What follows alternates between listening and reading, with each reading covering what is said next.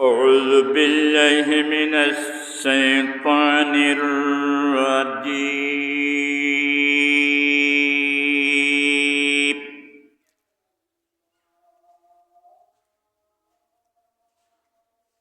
بسم الله الرحمن الرحيم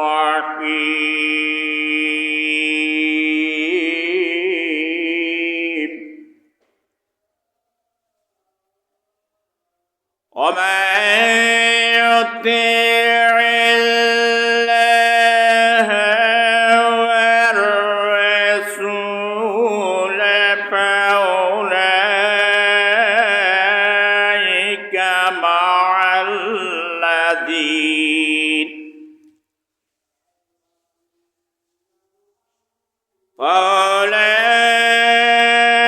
فأولئك مع الذين أنعم الله عليهم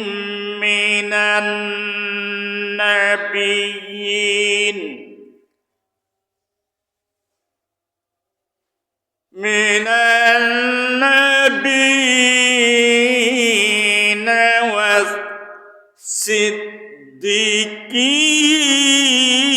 والصديقين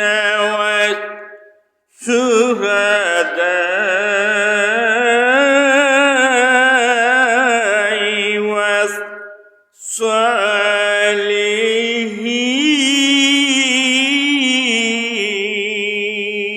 والصالحين وحسن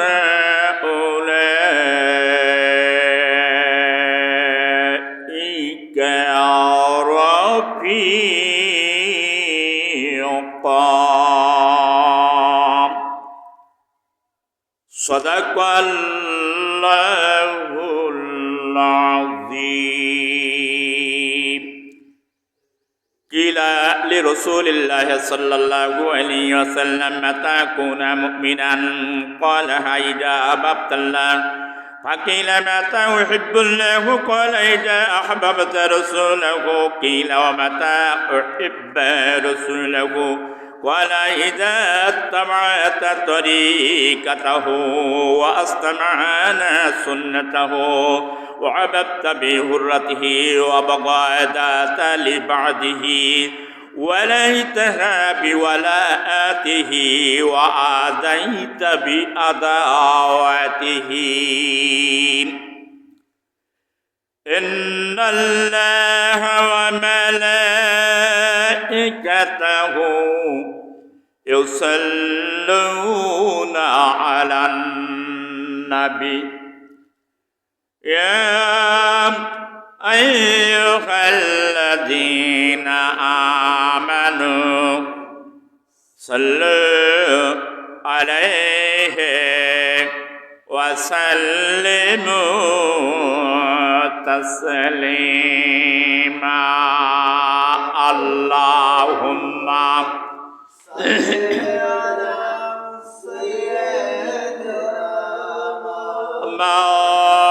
مولانا محمد وعلى آله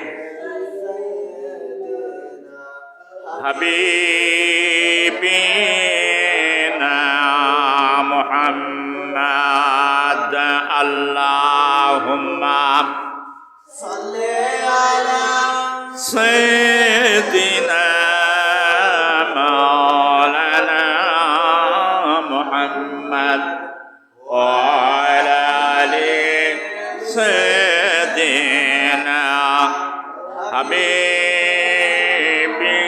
حبيبنا محمد بلغ العلام بكماله كشف الدجى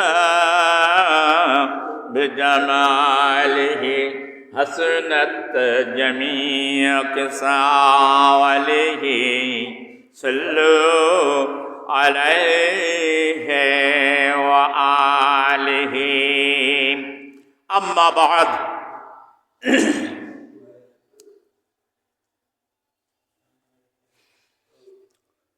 পবিত্র মাহে রজবের চতুর্থ খুতবা নসিহত। বয়োজ্যেষ্ঠ শ্রদ্ধেয় মুরব্বিয়ানে কেরাম, সমবয়স্ক আমার ইসলাম প্রিয় তাওহীদ জনতা ভাইরা, গৃহকর্মে অবস্থানরত সম্মানিতা সরলা ও সাধুবে মা ও বোনেরা ও আমার স্নেহভাজন কচি ও কাছারা, আসসালামু আলাইকুম ওয়া রাহমাতুল্লাহি ওয়া বারাকাতুহু। মহান আল্লাহ সুবহানাহু ওয়া তাআলার আজিমুশ-শান দরবারে লাখো কোটি শুকরিয়া আদায় করছি যে মহান আল্লাহ রাব্বুল আলামিন অগণিত আদম সন্তানের মধ্যে থেকে আমাদেরকে মেহেরবানি করে এই পবিত্র দিনে দুনিয়ার সমস্ত কাজকে বর্জন করে মহান আল্লাহ রাব্বুল আলামিনের রেজামন্দি এবং সন্তুষ্টি অর্জনের লক্ষ্যে আসমানের নিচে জমিনের উপর শ্রেষ্ঠ আসনে আসন গ্রহণ করার তৌফিক দান করেছেন। আসমানের নিচে জমিনের উপরে সবচেয়ে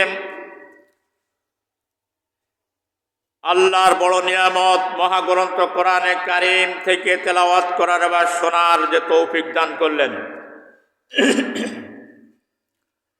সেই মহান শাহানশাহর দরবারে রাজাধিরাজ বাদশার ও বাদশা আহকামুল হাকিমিন সর্বময় ক্ষমতার এক উচ্চতার মালিক,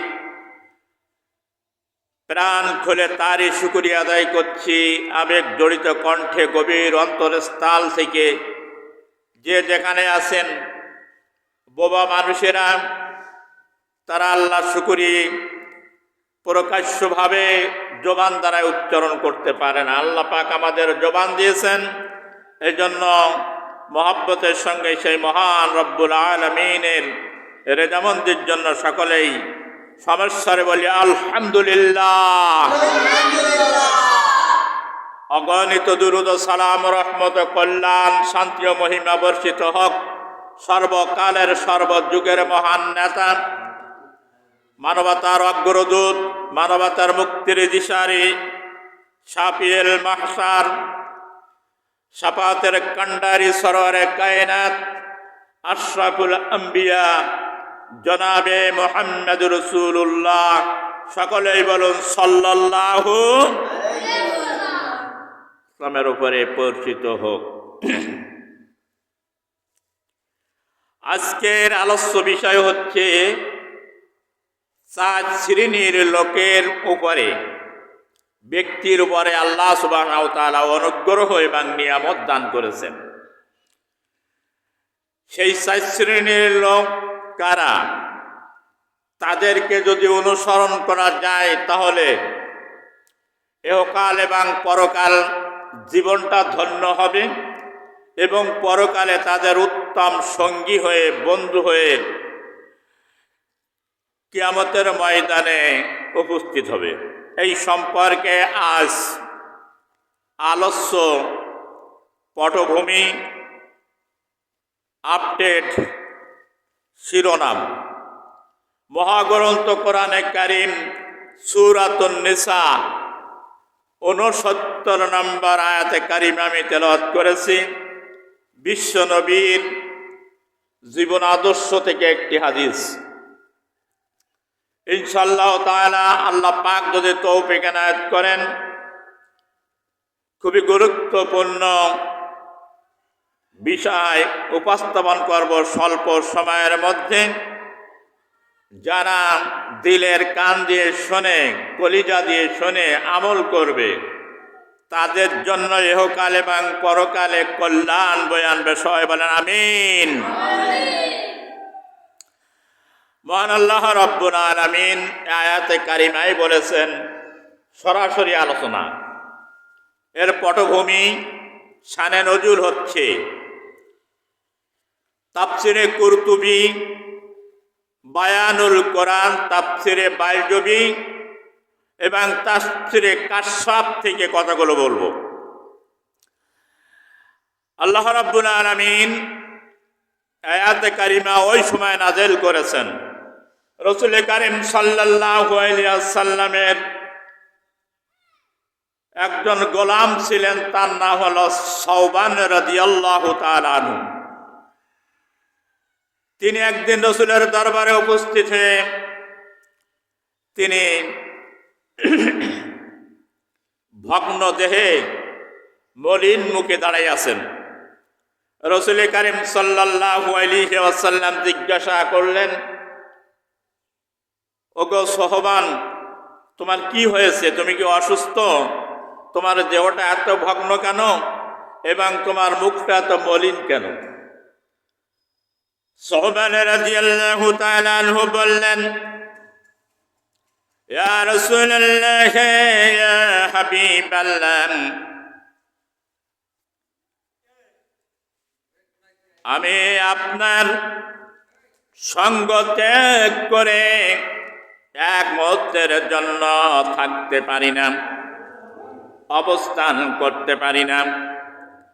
সুতরাং আমার চিন্তা হয়, আপনি তো একদিন মারাও যাবেন, আমিও যাব, আপনি কিন্তু জান্নাতি হবেন। আপনার উচ্চ মর্যাদায় আল্লাহ তাআলা আপনাকে আসন দান করবেন। আমিও যদি জান্নাতি হই, তাহলে আমার হইতে আপনার অনেক নিম্ন স্তরে দিবেন। তো আমি আপনাকে দর্শন না করে কেমন করে থাকব? এই মুহূর্তে আল্লাহ রাব্বুল আলামিন জিবরাইলের মারফতে এই আয়াতে কারিমা নাযিল করলেন। তাফসীরে ইবনে কাসিরের বর্ণনা, তাফসীরে রুহুল মায়ানির বর্ণনা, আব্বাস রাদিয়াল্লাহু তাআলা আনহু রাইসুল মুফাসসিরিন এর তাফসীর করেছেন। হযরত আয়েশা সিদ্দিকা রাদিয়াল্লাহু তাআলা আনহা বর্ণনা করেছেন, জৈনক সাহাবী রাসূলের দরবারে এসে আরজ করলেন, ইয়া রাসূলুল্লাহ, ইয়া হাবিবাল্লাহ, আমি যখন আপনার দরবার ছেড়ে আমার পরিবারের কাছে যখন যাই, তখন আমি অস্থির হয়ে যাই। সুতরাং যতক্ষণ পর্যন্ত আপনার চেহারা মোবারক দর্শন না করি, ততক্ষণ পর্যন্ত আমি স্থির হতে পারি না। সুবহানাল্লাহ কোন। কিন্তু আপনি জান্নাতের উচ্চ আসনে আল্লাহ সুবহানাহু ওয়া তাআলা আপনাকে আসন দান করবেন। আর আমি যদি জান্নাতি হই, তাহলে আপনার নিম্ন স্তরের জান্নাতের স্থান পাব। কিন্তু আপনাকে দর্শন না করে আমি কেমন করে থাকব? ভয়ঙ্কর একটা প্রশ্ন। এই মুহূর্তে জিবরাইলের মারফতে আল্লাহ সুবহানাহু ওয়া তাআলা আয়াতে কারিমা নাযিল করে দিলেন। সূরাতুন নিসা আয়াত হচ্ছে 69 নাম্বার। আল্লাহ পাক বলছেন, ওমান ইউতিইল্লাহা ওয়ার রাসূলা ফাউলাইকা মা'আল্লাযীনা আন'আমাল্লাহু আলাইহিম মিনান নাবিয়্যিনা ওয়াস সিদ্দিকিনা ওয়াস শুহাদা'i ওয়াস সালিহিন। আল্লাহ রাব্বুল আলামিন বলতেন, আর যে কেউ আল্লাহ এবং তার রাসূলের আনুগত্য করবে, অনুগত হবে, তারা ওই ব্যক্তিদের সঙ্গী হবে যাদের উপরে আল্লাহ অনুগ্রহ করেছেন, নিয়ামত দান করেছেন, মেহেরবানি করেছেন। তাদের কিয়ামতের ময়দানে তাদের সঙ্গী হবে এবং জান্নাতের মধ্যে তাদের সঙ্গী হবে। চিৎকার মেরে বলেন সুবহানাল্লাহ। আল্লাহ পাক কি বললেন? যারা আল্লাহর ইতাআত করবে, অনুসরণ করবে, আনুগত্য করবে এবং রাসূলের আনুগত্য করবে, আল্লাহ তাআলা ওই শ্রেণীর লোকের সঙ্গে তাদেরকে হাসরে উঠাবেন এবং জান্নাতে তাদের রাখবেন। সেই শ্রেণীর লোক কারা? সেই 4 শ্রেণীর লোকের কথা আল্লাহ পাক বলছেন, ওয়ান্নাবিয়িন, 1 নম্বরে হচ্ছে নবীগণ। নবীগণের যারা অনুকরণ যারা করেন, তাদের নিয়ম প্রণালী যারা মেনে চলবেন। 2 নম্বরে হচ্ছে ওয়াসিদ্দিকিন, সত্যবাদীগণ, অর্থাৎ সাহাবায়ে কেরামকে বোঝানো হয়েছে। সাহাবায়ে কেরামকে যারা অনুসরণ করবে আর অনুগত করবেন, ইতাআত করবে, তাদের পথে চলবে, তাদের আদর্শকে যারা অনুসরণ করবেন। কারণ নবীরা কোনোদিন আল্লাহর আইনের বিপরীত কোনোদিন চলি নাই, এবং সাহাবায়ে কেরাম আল্লাহ এবং নবীর বিপরীত কোনোদিন চলি নাই। 3 নম্বরে হচ্ছে ওয়াসশুহাদাইন, 3 নম্বর হচ্ছে শহীদানগণ, যারা নিষ্কলুষভাবে আন্তরিকতার সঙ্গে খালেস নিয়তে আল্লাহর দ্বীন প্রতিষ্ঠার জন্য, ইসলাম প্রতিষ্ঠার জন্য যারা শহীদ হয়েছে, এই শহীদদেরকে মাটিতে কবরে মাটিতে স্পর্শ করবে না, পোকায়ও খাবে না, কীট পতঙ্গ তাদেরকে স্পর্শ করতে পারবে না। কিয়ামতের দিন তাদের হিসাব নেওয়া হবে না, বিনা হিসাবে তাদের জান্নাত প্রদান করা হবে। চিৎকার মেরে বলেন সুবহানাল্লাহ। কিন্তু একটা হিসাব নেওয়া হবে শহীদদের, যদি ঋণ থাকে, ঋণ ছাড়া আর কোনো হিসাব তাদের কাছ থেকে গ্রহণ করা হবে না। 3 নম্বর। 4 নম্বর হচ্ছে ওয়াস-সালিহিন, সৎ কর্মপরায়ণ নেককারগণ, এদের সঙ্গে কাল কিয়ামতের ময়দানে হাসরে উঠানো হবে। এদের পথ যারা অনুসরণ করে যারা চলবে, অনুকরণ যারা করবে,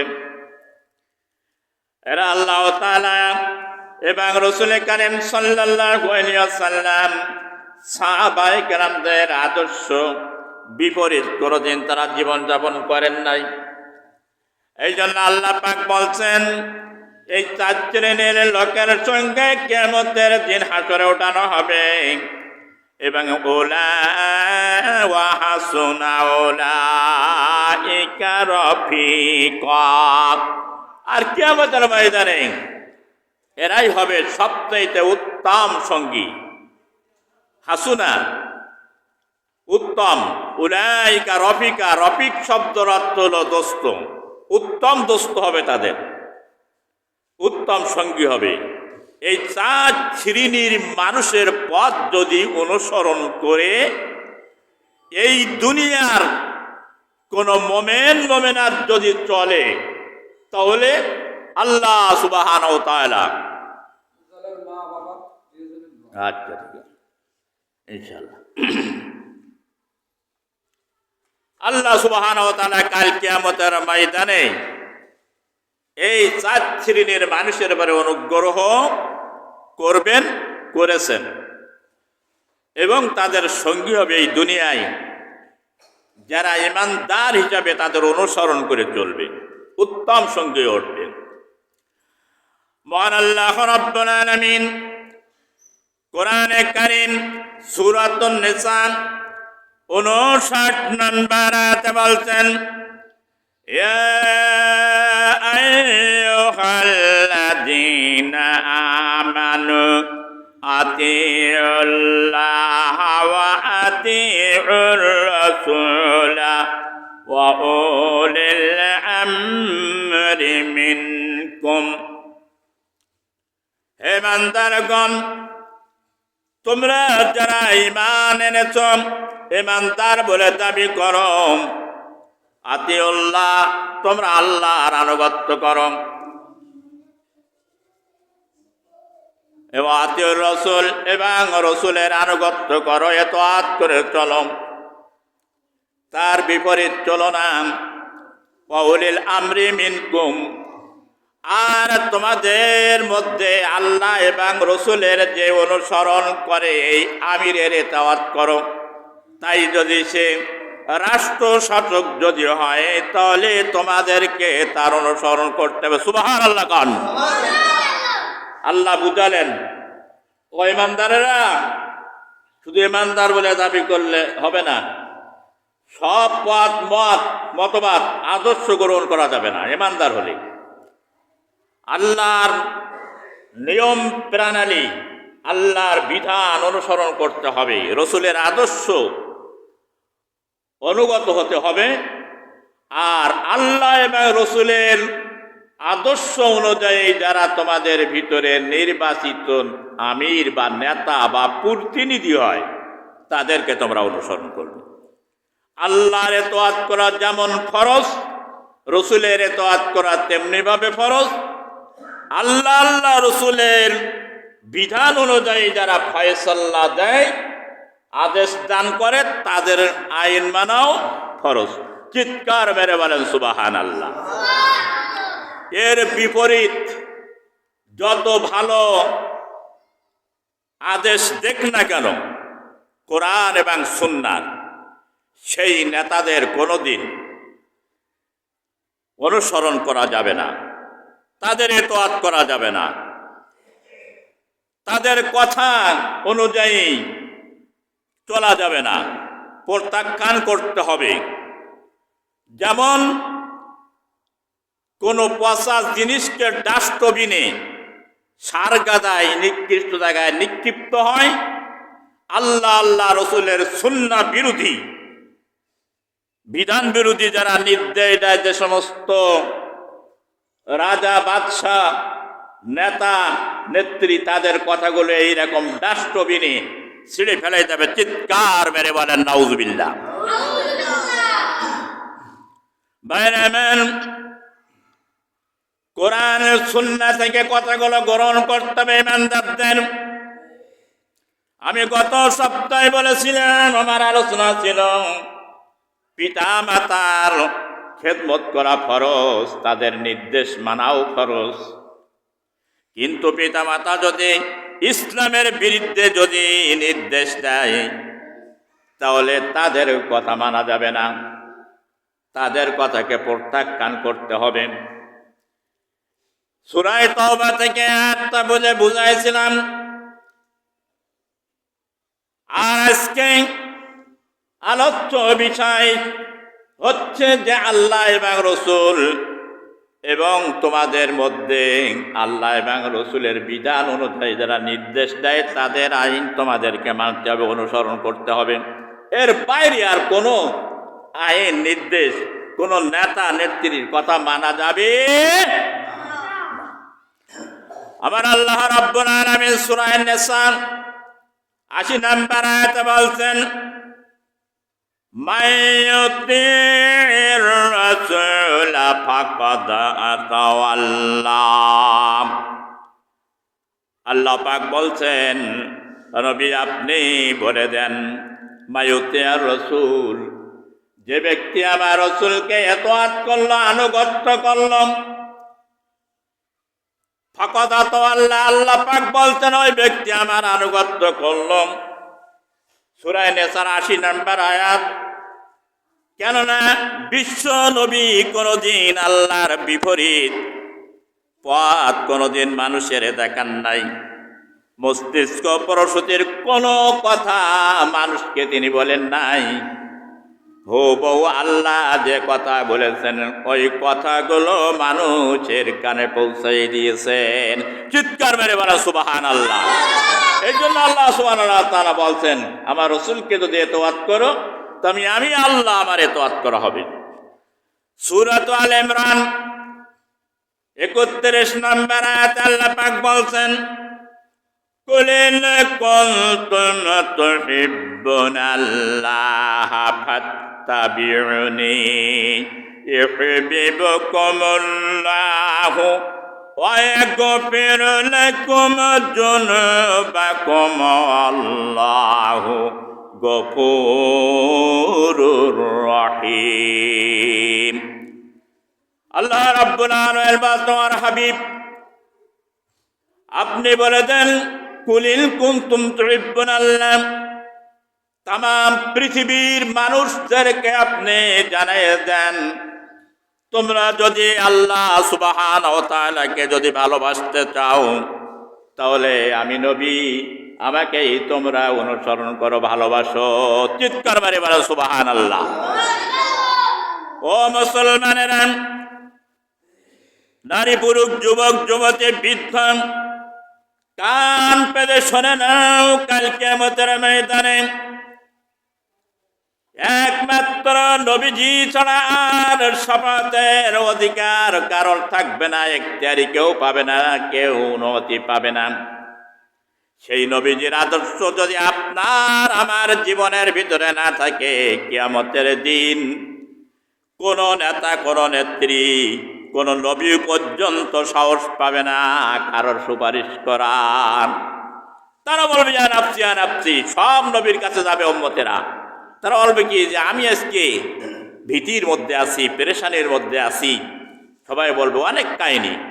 তো সেই নবীর অনুসরণ করার প্রয়োজন আছে না নাই? আছে।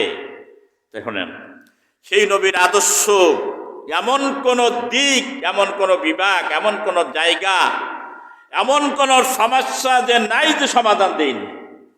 সব সমস্যার সমাধান নবীজির জীবনের ভিতরে পাওয়া যাবে। সব সমস্যার সমাধান পাওয়া যাবে কোরআনে কারিমের মধ্যে। এই জন্য আল্লাহ পাক বলতেন, নবী আপনি বলে দেন ইউহিব্বুহুল্লাহ, যদি আল্লাহকে যদি কেউ ভালোবাসতে চাও, তাহলে আমি নবী, আমাকে অনুসরণ করা, আনুগত্য করা, আমার পথে চলো। ইউহিব্বুনাকা হুব্বিল্লাহ, তাহলে আল্লাহ রাব্বুল আলামিন তোমাদেরকে ভালোবাসবেন, তোমাদের মহব্বত করবেন। শুধু মহব্বত করে এই জায়গায় শেষ নয়, ইয়াগফিরু লাকুম যুনুবাকুম, তোমরা যে গুনাহ করো, অপরাধ করো, আল্লাহর নাফরমানি করো, আল্লাহ রাব্বুল আলামিন তোমাদের সেই অপরাধগুলো, গুনাহগুলো তিনি মাফ করে দিবেন। চিৎকার মেরে বলেন সুবহানাল্লাহ। আল্লাহু গফুরুর রহিম। আল্লাহ হলেন করুণাময়, দয়ালু, ক্ষমাশীল। ও মোমেন বান্দা বান্দিরা শুনে রাখো, যদি কোন মোমেন বান্দা বান্দি যদি আল্লাহর বিপরীত কোন কাজ যদি করে ফেলে, আমার আল্লাহ পাক বলছেন সঙ্গে সঙ্গে যখন তওবা করে, আমি তার তওবা কবুল করে তার গুনাহগুলো মাফ করে দিই। সুবহানাল্লাহ কোন। এই জন্য প্রত্যেকটা ক্ষেত্রে নবীজিকে অনুসরণ করতে হবে। কিলা লিরাসূলিল্লাহ সাল্লাল্লাহু আলাইহি ওয়াসাল্লাম, জৈনক সাবী বিশ্ব নবীর কাছে প্রশ্ন করলেন, ইয়া রাসূলুল্লাহ, ইয়া হাবিবাল্লাহ, মাতা কুনা মুমিনান, আমি কখন মুমিন হতে পারবো? আমরা তো বলি আমরা মুমিন। কেউ আমাকে যদি বেঈমান বলে, মুনাফিক বলে, আমরা তো খুব খেপা হয়ে যাই, ক্ষিপ্ত হয়ে যাই। আমরা তো মুমিন সেজে আছি, আলহামদুলিল্লাহ করুন। তো মুমিনের বেশ ধরে আসি, মুমিন সাজিছি, মুমিন হয় নাই। তার কারণ মুমিন হওয়ার কোয়ালিটি লাগবে।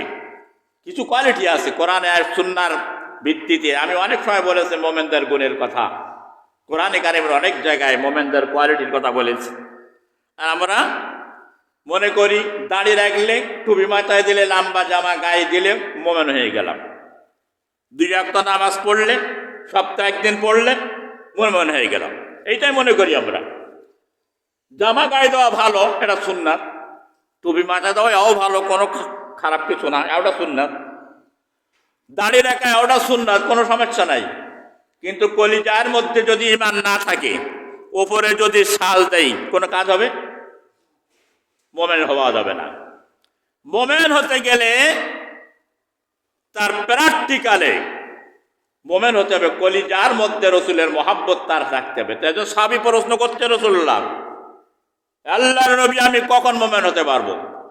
আল্লাহর নবী জবাব দিচ্ছেন, কলাই যা হাবাবতাল্লাহ, তুমি ওই সময় মুমিন হবে যখন তুমি আল্লাহকে ভালোবাসবে। সাহাবী প্রশ্ন করতেন, ফাকিলা মাতা উহিব্বুল্লাহ, আল্লাহ রাসূল আমি কখন বুঝবো যে আমি আল্লাহকে মহব্বত করি? কিভাবে আমি বুঝবো? পরীক্ষা। কলাই যা হাবাবতা রাসূলাহু, আল্লাহর নবী বলছেন যখন তুমি আল্লাহ রসুলকে যখন মহব্বত করবে তখন তুমি বুঝবে যে আমি আল্লাহকে মহব্বত করি। সাহাবী প্রশ্ন করলেন, কিলা মাতা উহিব্বা রাসূলাহু, আমি কখন বুঝবো যে আমি আল্লাহ রসুলকে মহব্বত করি? কিভাবে বুঝবো? প্র্যাকটিক্যালে তো এটা বোঝা তো দরকার। রসুল বলছেন, কলাইদা আত্তাবাতা তরিকাতাহু ওয়া ইসতামা'না সুন্নাতাহু, যখন তুমি প্রত্যেকটা ক্ষেত্রে আল্লাহর নবীর সুন্নত অনুযায়ী যখন চলবে তখন তুমি বলবে যে আমি রসুলকে মহব্বত করি। তখন তুমি বুঝবে যে আমি আল্লাহকে মহব্বত করি। চিৎকার মেরে বলেন সুবহানাল্লাহ। প্রত্যেকটা ক্ষেত্রে তুমি রসুলের তরিকাতাহু, তার তরিকা, তার নিয়ম, তার জীবন প্রণালীকে তুমি অনুসরণ করবে। ওয়াস্তামা'না সুন্নাতাহু, তার সুন্নতকে চুলের থেকে শুরু করে নিয়ে নখের আঁকা পর্যন্ত রসুলের আদর্শ আছে। আর রান্নাঘর থেকে শুরু করে নিয়ে রাষ্ট্রভবন পর্যন্ত রসুলের তরিকা আছে, সুন্নাত আছে। আল্লাহর বান্দা বান্দিরা শুনে রাখো, আমার আল্লাহর হাবিব যদি শুধুমাত্র এই দুনিয়ায় নামাজটা নিয়ে আসতেন আর দাওয়াত যদি দিতেন, নামাজ সহি করে পড়ো, কোরআন সহি করে পড়ো, এই দাওয়াত যদি শুধু নিয়ে নবীরা দুনিয়া আসতেন, তাহলে কোন নবী কি কাফেরদের হাতে মারি খেত? খেত? কোনোদিন না।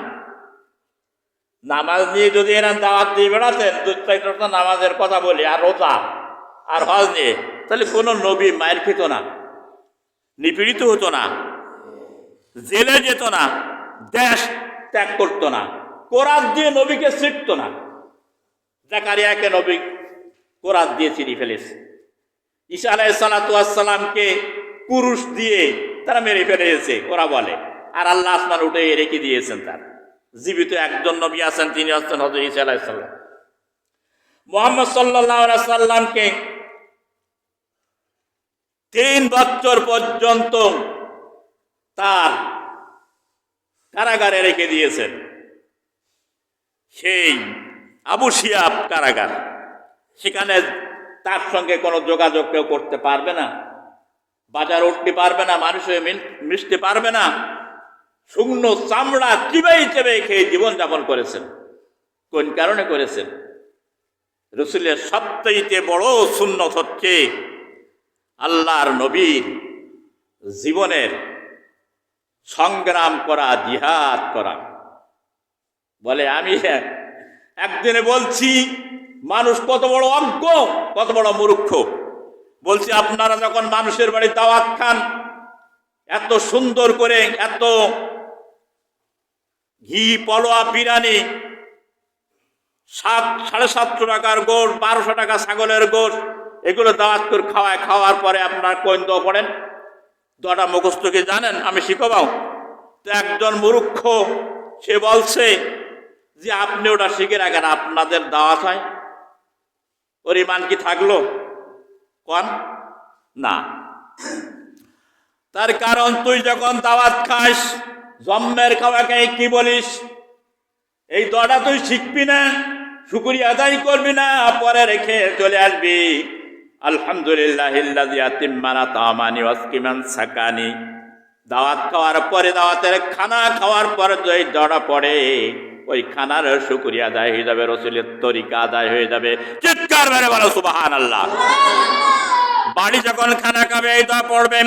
আমার সঙ্গে বলা আলহামদুলিল্লাহিল্লাযী আত'আমানা ওয়া সাকানা ওয়া জাআলানা মিনাল মুসলিমিন। অনেক কিছু নিয়ামত খাওয়ার পর যদি এই দোয়াটা পাঠ করেন, আপনার নিয়ামতের শুকরিয়া আদায় হয়ে যাবে, রসুলের তরিকাও আদায় হয়ে যাবে। কোন সুবহানাল্লাহ। মূর্খ কয় আপনি মুখস্থ করেন। আমি একদিন ওয়াজ করলাম, তরবারির ছায়া তলে জান্নাত। তো একজন মূর্খ বললে তাহলে তো তরবারি হাতে করে নিয়ে বেড়াতে হয়, জান্নাত পেতে হলে ক্রিটিসাইজ করলে কত বড় গণ্ড মূর্খ, ইমান কি থাকলো? সুতরাং তরবারি হাতে করে নিয়ে বেড়ানো লাগে না। জিয়াদ হচ্ছে অন্যায়ের বিরুদ্ধে আপনি প্রতিবাদ করলেন, সবচেয়ে জালেম সরকারের বিরুদ্ধে যদি ইসলাম বিরোধী কোনো কাজ যদি করে আপনি প্রতিবাদ করলেন, এটাই হচ্ছে সবচেয়ে বড় জিহাদ। চিৎকার মেরে বলো সুবহানাল্লাহ। আপনি আমি তো তা করব না, ক্রিটিসাইজ করব। আর একদিন বললাম 3 জায়গায় ফাঁকা রাখা যাবে না, রাখলে শয়তান সেখানে ধোঁকা দেয়। 1 নাম্বার হচ্ছে নামাজের কাতার যখন দাঁড়ায় যায়, কাঁধে কাঁধ মিলিয়ে টাকনোর সঙ্গে টাকনো মিলাই রাখতে হবে, এখানে শয়তান ধোঁকা দেয় ফাঁকা রাখলে। মুসাল্লিরাই আমলটা করে না, সহিহ হাদিস। 2 নাম্বার হচ্ছে ওয়াজ নসিহত মসজিদে যখন আসবেন গায়ে গায়ে বলবেন, এখানে শয়তান এসে ধোঁকা যায়, বিভিন্ন দিকে মুখ আপনার ফিরিয়ে দেয়, চিন্তা চেতনা। 3 নাম্বারে স্বামী আর স্ত্রীর মাঝখানে কোনো ফাঁকা রাখবেন না। আরেকজন মূর্খ বলছে তাহলে তো স্ত্রী জোড়াই ধুয়ে রাত্রে শুয়ে থাকতে হয়, ইমান থাকলো, রসুলের হাদিস মানল না, তোর স্ত্রীর জোড়াই ধুয়ে রাত্রে গলা পাজাকো ধরে শোয়ার দরকার নাই। 2 জন এক জায়গায় থাকবে, গার সঙ্গে গা মিলে থাক। তোর পাশা থাকবে দক্ষিণ দিকে আর ওর পাশা থাকবে উত্তর দিকে। 2 জনের সঙ্গে জ্ঞানজাম কথা হয় না। ওই ঘরেতে সারা রাত্র আল্লাহর লানত, ফেরেশতাদের লানত, অভিশাপ পড়তে থাকে। চিৎকার মেরে বলেন নাউজুবিল্লাহ। স্বামী স্ত্রীর মধ্যে ফাঁকা থাকলে শয়তান সেখানে ফাটল সৃষ্টি করে। অনেক কথা ছিল, যাও। এইবার আসুন, রসুল বলছেন, সাহাবী বলছেন, ইয়া রাসূলুল্লাহ, কখন বুঝবো যে আমি রসুলকে ভালোবাসি? রসুল বললেন, আত্তাবাতাত তরিকাতা সুন্নাতাহু ইস্তেমানা, রসুলের প্রত্যেকটা সুন্নত অনুসরণ করে চলবেন। শুধু মিষ্টি খাওয়া সুন্নত অনুসরণ করবে না, সবার সুন্নত, মেসাক করা সুন্নত এরা মানবে না। তার কারণ অন্যায়ের বিরুদ্ধে তোমার ভূমিকা নিয়ে দাঁড়াতে হবে। রাসূল কারীম সাল্লাল্লাহু আলাইহি সাল্লামের অনুসরণ যদি করো, তাহলে তোমাকে ইসলামী সংগ্রাম, কোরআনের সংগ্রাম করে ইসলাম প্রতিষ্ঠার জন্য তোমার চেষ্টা করা লাগবে। চিৎকার মেরে বলো সুবহানাল্লাহ। রাসূল কারীম সাল্লাল্লাহু আলাইহি সাল্লাম যদি শুধু নামাজ পড়ে যেতেন আর কোরআন পড়তেন আর রোজা রাখতেন, তাহলে কেউ মারত না। তার আদর করে সবচেয়ে বড় নেতা বানাই দিতেন। কিন্তু আল্লাহ নবীকে এই দায়িত্ব দিয়ে বাড়ানো হয় নাই। হুয়াল্লাযী আরসালা রাসূলাহু বিল হুদা ওয়া দীনিল হক্ক লিইয়ুযহিরাহু আলাদ দীনি কুল্লিহি ওয়ালাউ কারিহাল মুশরিকুন। আমার রাসূলদেরকে আমি প্রেরণ করেছি। আল্লাহ পাক 3 জায়গায় আয়াতটা বলেছেন। সূরা সফের 9 নম্বর আয়াত, সূরা তাওবার 33 নম্বর আয়াত এবং সূরা ফাতির 28 নম্বর আয়াতে আমার রাসূলদেরকে আমি দুনিয়ায় প্রেরণ করেছি এই জন্য যে হেদায়েত সহকারে সত্য দিন হক সহকারে প্রেরণ করেছি। সকল আইনের উপরে, সকল মতবাদের উপরে আমার এই দিনকে তারা বিজয় করবে, প্রাধান্য দেবে, জয়যুক্ত করবে। তাই মুশরিকেরা যতই অসন্তুষ্ট হোক না কেন, চিৎকার মেরে বলেন সুবহানাল্লাহ। সেই দিন কি আছে? কথা বলেন, নেই। গ্রাম থেকে শুরু করে, রান্নাঘর থেকে শুরু করে রাষ্ট্র পর্যন্ত কোনো জায়গায় আল্লাহর দিন নাই। কোর্টে যান, আপনার এটা মানব রচিত আইন, এটা হচ্ছে ধর্ম নিরপেক্ষতা আইন।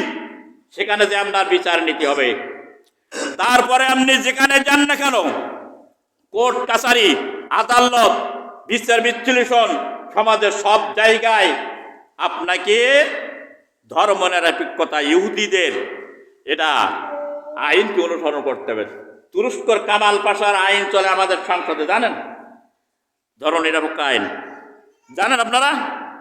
যদি বলেন জানেন কোনো সমস্যা নেই, যদি বলেন না জানেন বুঝিয়ে দেবো। জানেন তো? হ্যাঁ। আচ্ছা, এখন আপনি বিরাট ইমানদার, তাহাজ্জুদ পড়েন, তারপরে তসবিহ টেবেন, কোরআন তেলাওয়াত করেন, সব কিছু করেন। আদালতে গিয়েছেন আপনি, সেখানে আপনার আদালতে আপনার জমি বাইর করার জন্য এমনি গিয়েছেন, সেখানে আপনার ঘুষ দেওয়া লাগবে। ঘুষ কি করার আছে নাই দেওয়া? ঘুষ যে খাবে, যে দেবে, যে সাক্ষী দেখবে, তিনি তো লানত প্রাপ্ত। সুদ যে খায়, যে দেয়, যে লেখে, তিনি যেন পরে আল্লাহ লানত। চারানা পরিমাণ সুদ খালে মায়ের সঙ্গে 36 বার জেনার গোনা। কোরআন শরীফে আছে না নাই? হাদিস শরীফে এই কথা বর্ণনা করা হয়েছে। সুদ দেওয়া লাগে না? লাগে না? লাগে। তাহলে আপনি তাহাজ্জুদ গুজারি, পরেশগারি, দাড়ি আছে, লম্বা জামা, কোর্টে যেয়ে আপনার ঘুষ দিতে হচ্ছে। ঘুষ ছাড়া আপনার চলবে না। তাহলে আপনি পাপী হচ্ছেন কিনা? কথা বলেন। কোনো নামাজে কাজ হবে না ভাই। কারণ এই আইন পরিবর্তন করে আল্লাহর আইন মোতাবেক কোর্ট চলবে, ঘুষ লাগবে না। জমির দলিল চলবেন, পর্চা চলবেন, টাকা লাগবে না। জমি সংশোধন করবেন, টাকা লাগবে না। ওমাল্লাম ইয়াহকুম বিমা আনজালাল্লাহু ফাউলাইকা হুমুল কাফিরুন ফাউলাইকা হুমুল ফাসিকুন ফাউলাইকা হুমুজ জালিমুন। সূরাতুল মাইদা 44 নম্বর আয়াত, 46, 47 নম্বর আয়াত, 3 জায়গায় বলেছেন আল্লাহ। যারা আল্লাহর অনুযায়ী বিচার ফয়সালা করে না, কাজ যারা ফয়সালা করবে না, তারা হলো ফাসিক, তারা হলো কাফের এবং তারা হলো জালেম। চিৎকার মেরে বলেন নাউজুবিল্লাহ। তা আপনার তো জালেম হতে হবে, কেননা আপনি তো আল্লাহর আইন চান না যে আল্লাহর আইন কায়েম হোক, আদালতে আল্লাহর আইন চলুক, আল্লাহর আইনের বিচার হোক, কোর্ট কাছারি আল্লাহর আইন অনুযায়ী চলুক, থানা, ডিসি, অফিস আল্লাহর আইন অনুযায়ী চলুক, এটা চাতেন, তাহলে আপনি একজন ইমানদার থাকতে পারতেন। রসুলের তরিকা এটা। রসুল বিচার করেছেন, বিশ্লেষণ করেছেন না? আমার মেয়েও যদি চুরির কাজে যদি প্রমাণিত হয়, আমার কলিজার টুকরা ফাতেমা, তারও হাত কাটি দেওয়ার বিধান আমি নবী দিতাম। সুবহানাল্লাহ বলেন না? ভাইরা আমার, মুসলমান সাহসী হবে না। মানব রচিত আইন যারা মানবে, তাদের নামাজ, তাদের রোজা, তাদের হজ কাল কিয়ামতের ময়দানে ময়লার সঙ্গে জ্বলিত হয়ে যাবে, ডাস্টবিনে ফেলাই দেওয়া হবে। কোরআন শরীফে, কোরআনের সূরা তাওবার আয়াত বলতাম, সবাই নেই তো। রসুল বলছেন যে যখন আমার তরিকা মেনে চলবো, ইসলামাত তরিকাহু ওয়া লাইতাহু বিআলাতিহি ওয়া আতাইতুহু বিআদাওয়াতিহি। সাহাবী বলতেন, ইয়া রাসূলুল্লাহ, কখন বুঝবো যে আপনার তরিকা মেনে চলছি? আল্লাহর নবী বললেন যে আমি যাতে খুশি, তুমি তাতে খুশি হবে, আর আমি যাতে নারাজ, তুমি তাতে নারাজ হবে। আমি যেটাকে পছন্দ করি, তুমি সেটা পছন্দ করবে। আমি যেটা ভালোবাসি, তুমি সেইটাই ভালোবাসবে। আমি যে পথে চলি, তুমি সেই পথে চলবে। আমি যেটা ঘৃণা করি, যে পথকে প্রত্যাখ্যান করেছি, তুমি সে পথকে প্রত্যাখ্যান করবে। চিৎকার মেরে বলেন সুবহানাল্লাহ। তাহলে তুমি মুমিন হতে পারবা। ফাকাদ ইস্তাকমালাল ঈমান, বুখারীর হাদিস। তোমার ঈমান পরিপূর্ণ হবে। কিয়ামতের ময়দানে রসুলের সামনে দাঁড়াবা, রসুল চিনবে যে আমার উম্মত আমার তরিকা মানতে যে, আমার নিয়ম মানতে যে অনেক নির্যাতন দুনিয়ায় খেয়েছে, কিল, ঘুতা, জেল, জুলুম, ফাঁসি, সব কিছু সহ্য। তুমি মুসলমান, তোমার গায়ে মশা বসবে না, এমনি এমনি মনে করি যাও আপা তোমার তাদখুলুল জান্নাহ। আমি বলবো ঈমান এনেছি আর আল্লাহ আমার এমনি জান্নাতে দিয়ে দেবে, অত সস্তা না। এই জন্য নবীজি বলছেন, ইশকে, কবি বলছেন, ইশকে মাহবুবে খোদা জিস দিল মে হাসিল নেহি, লাখো মোমেন হো মগর ঈমান মে কামিল নেহি। মুখে মুখে যদি কেউ বাগম বাড়ি করে আমি ঈমানদার, কোনো কাজ হবে না মুখের বাগম বাড়িতে। কলিজায় যদি মহব্বত রসুলের না থাকে, কলিজায় যদি আল্লাহর মহব্বত না থাকে, তাহলে जिस दिल में हासिल नहीं लाखों मोमिन हो मगर ईमान में कामिल नहीं, वो ईमाने कामिल নয়। কবি বলেছেন, কবি বলছেন কবির ভাষায় যে मोहब्बत जिसके होते हैं उसका जिक्र करते हैं, যার মহব্বত যার দিলের ভিতরে বেশি থাকবে তার জিকির সেই স্মরণ সবসময় করতে থাকবে, প্রত্যেকটা মুহূর্তেই সেই তার স্মরণ করে চলবে। প্রেমিকার প্রেমিক দুইজন প্রেম করেছে, খাইতে বসতে উঠতে সব সময় স্মরণ করে দুইজন এক অপরকে। সুতরাং একজন মোমেন আর মোমেনের ভিতরে আল্লাহ বা রসুলের ভিতরে এইরকম মহব্বত সম্পর্ক থাকবে। সুবহানাল্লাহ কোন আল্লাহর নবী বলেছেন, ওয়ান আব্দুল্লাহ ইবনে আমর রাদিয়াল্লাহু তাআলা আনহু قال قال رسول الله صلى الله عليه وسلم لا يؤمن احدكم حتى اكون هواه تبعا لما جئت به। মিশকাত শরীফের হাদিস। হযরত আব্দুল্লাহ ইবনে আমর রাদিয়াল্লাহু তাআলা আনহু বলেন, ও আল্লাহর বান্দারা বান্দিরা শুনে রাখুন, তসবিহর মধ্যে ফায়দা নাই, মামুলি শুধু কিছু নফল ইবাদতের ভিতরে ফায়দা নাই। আল্লাহর নবী বলছেন, কখনো তোমরা মুমিন হতে পারবে না আমার আনিত যে জীবন বিধান, যে আইন, তার উপরে তোমার কামনা তোমার বাসনাকে যতক্ষণ পর্যন্ত উপস্থাপন না করতে পারবে, এত আর না করতে পারবে, ততক্ষণ তুমি মুমিন হতে পারবে না। চিৎকার মেরে বলেন নাউজুবিল্লাহ। কামনা এবং বাসনাকে, ইচ্ছাকে, শক্তি সামর্থ্যকে সর্ববিষয় রসুলের আনিত বিধানের পরে আপনি চালাতে না পারবেন, ততক্ষণ মধ্যে ইমানদার হতে পারবেন না। কার কথা এটা? জোরে বলেন, কার কথা? অনেক কথা ছিল, কথাগুলো বলতে পারলাম না। তাহলে বোঝা গেল কাল কিয়ামতের ময়দানে 4 শ্রেণীর লোকের সঙ্গে আপনি আসরে উঠতে পারবেন: নবী, সিদ্দিকিন, শুহাদায়ে ও সালিহিন ও হাসুনা উলাইকা রফিকা। এদের বন্ধু হয়ে উঠবেন, দোস্ত। আল্লাহ এদেরও অনুগ্রহ করেছেন, দয়া করেছেন, মেহেরবানি করেছেন।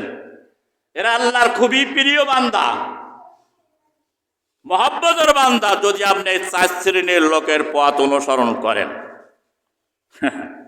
আপনি যদি লেলিং, হেলিং, হেগেল, ডারউইন এই সমস্ত জাতীয়বাদ, কমাস্টিবাদ, সমাজতন্ত্রের নিয়মের পরে চলে আপনি নামাজ পড়ে মরিয়ে গেল, ভাই জান্নাতে যাবেন কিনা আল্লাহ ভালোই জানেন।